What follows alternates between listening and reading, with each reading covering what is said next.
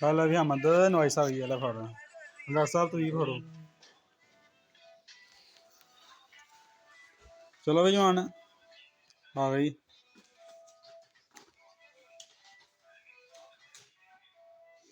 वो फाकिया जुत्ती पा सही तरह तेरी तस्वीर सही नहीं आ रही।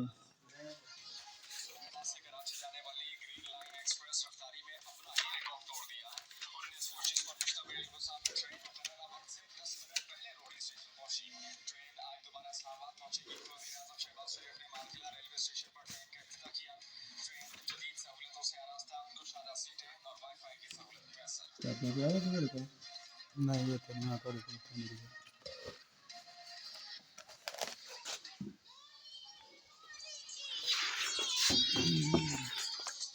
डॉक्टर से मैं वापस करनी है फिर।